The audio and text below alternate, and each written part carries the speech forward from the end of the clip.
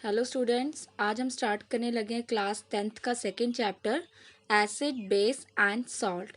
ये चैप्टर आपका 3 पार्ट में फिनिश होगा। इस चैप्टर में हम एसिड और बेस के बारे में पढ़ेंगे कि एसिड और बेस होते क्या हैं। तो फर्स्ट स्लाइड है हमारी एसिड्स की। तो बेसिकली जो एसिड होते हैं, दीज आर द सोर इन टेस्ट। एसिड जनरली क्या होते हैं, खट्टे होते हैं। They turn blue litmus to red. ये ब्लू लिटमस पेपर को किस में कन्वर्ट कर देते हैं, रेड। अगर आपको कोई चीज़ पता करनी है एसिड या बेस है, तो आप लिटमस पेपर लो और उस पर रख के देखो, अगर ब्लू लिटमस पेपर रेड हो जाता है तो इसका मतलब क्या है, वो एसिड है। They give H positive ion in aqua solution. जो एसिड है वो एक्वा सोल्यूशन में क्या देते हैं, हमेशा H पॉजिटिव आयन्स देते हैं। Acid corrode metal. जो एसिड्स हैं वो मेटल्स को क्या करते हैं, ख़राब कर देते हैं, उन पे जंग लगा देते हैं। वैसे एग्जांपल है एसिड की। एसिड 2 टाइप्स के होते हैं, एक तो बहुत ज़्यादा स्ट्रॉन्ग होते हैं और एक क्या होते हैं, वीक एसिड। अब स्ट्रॉन्ग एसिड कौन से होते हैं, जो प्रॉपर वे में आयोनाइज हो जाते हैं, मतलब कम्प्लीटली ब्रेक हो जाते हैं। और वीक एसिड्स क्या होते हैं, जो कम्प्लीटली आयोनाइज नहीं होते हैं। तो स्ट्रॉन्ग एसिड की एग्जांपल है HCl hydrochloric acid and sulphuric acid. ये क्या होते हैं, इजीली आयोनाइज हो जाते हैं, इसमें H पॉजिटिव इजीली अलग हो जाता है। और वीक एसिड कौन से हैं, acetic acid and citric acid. ये क्या होते हैं, इजीली और कम्प्लीटली ब्रेक नहीं होते हैं। सिट्रिक एसिड वैसे बेसिकली लेमन में पाया जाता है। नेक्स्ट हम पढ़ेंगे बेस, कि बेस क्या होते हैं और हमें बेस के बारे में कैसे पता लगता है। These are generally bitter in taste. ये कैसे होते हैं, टेस्ट में जनरली बिटर होते हैं। They turn red litmus to blue. और ये रेड लिटमस पेपर को कन्वर्ट करते हैं किसमें, ब्लू में। They give OH negative ion in aqueous solution. याद रखना, एसिड H पॉजिटिव देते हैं और बेसिस क्या देते हैं, OH negative ion in aqueous solution. Base भी 2 तरह के होते हैं, strong base and weak base. तो स्ट्रॉन्ग बेस क्या होंगे, जो एक्वस सोल्यूशन में इजीली OH नेगेटिव डोनेट कर देंगे या आयरोनाइज कर देंगे। जैसे क्या है, sodium hydro oxide is a strong base and potassium hydro oxide. और वीक बेस के एग्जाम्पल में हम लेते हैं अमोनियम हाइड्रो ऑक्साइड NH4OH। ये हमने एसिड और बेस की क्या पढ़ी है, प्रॉपर्टीज़, कि हम एसिड और बेस का पता कैसे लगा सकते हैं। नेक्स्ट टॉपिक है कंसनट्रेट एसिड। कंसनट्रेट एसिड में क्या होता है, एसिड की अमाउंट ज़्यादा होती है और वाटर की अमाउंट क्या है, कम होती है। इसका मतलब क्या है, कंसनट्रेट जो एसिड है वो बहुत ज़्यादा क्या है, हार्मफुल है हमारे लिए। उससे स्किन बर्निंग प्रॉब्लम हो सकती है अगर यूज़ करते हुए आपके हैंड पे लग जाए तो। कंसनट्रेट को आप ऐसे भी याद रख सकते हो कि अगर आपके पास 100% एसिड है तो उसमें 99% एसिड होगा और 1% क्या होगा, सिर्फ वाटर होगा। नेक्स्ट वर्ड है डिल्यूट। डिल्यूट मतलब क्या है, कंसनट्रेट एसिड में अगर आप पानी मिलाते जाएंगे तो क्या होगा, एसिड की क्वांटिटी कम हो जाएगी और वाटर की क्वांटिटी क्या हो जाएगी, ज़्यादा।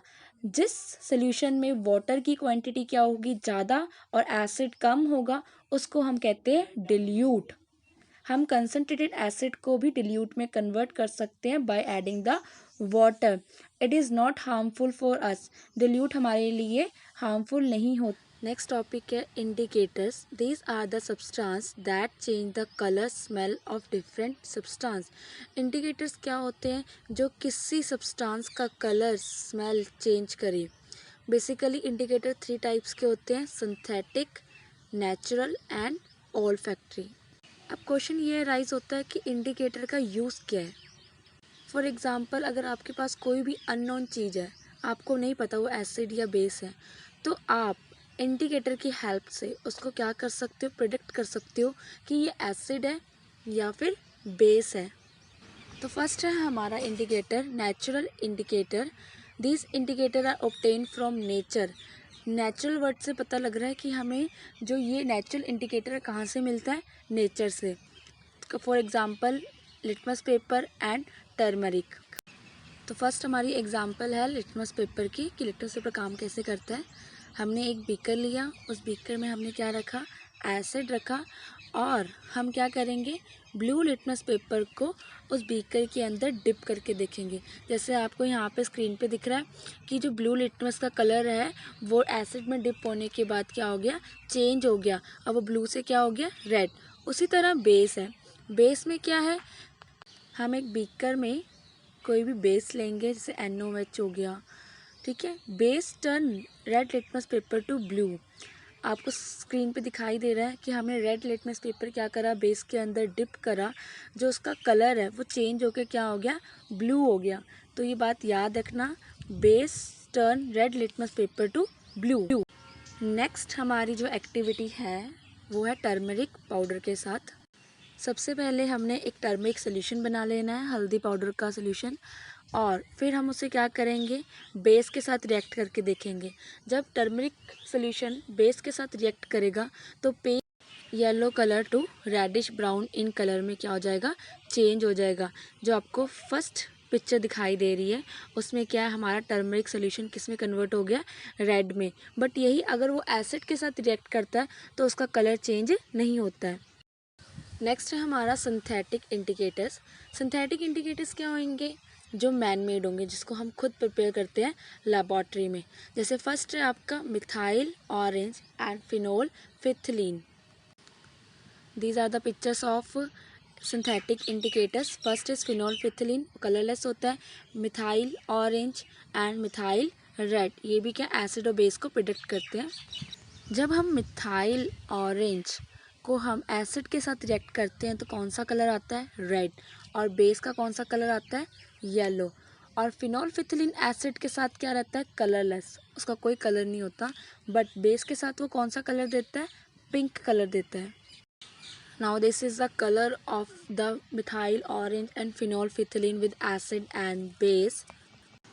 फिनोल्फिथिलीन की स्ट्रिप पे आपको जो वाइट साइड दिख रही है वो एसिड के लिए, और जो पिंक साइड है वो क्या है, बेस के लिए। सिमिलरली मिथाइल ऑरेंज एसिड के साथ क्या करेगा, यस, एसिड के साथ रेड कलर देगा और बेस के साथ वो येलो ही रहता है।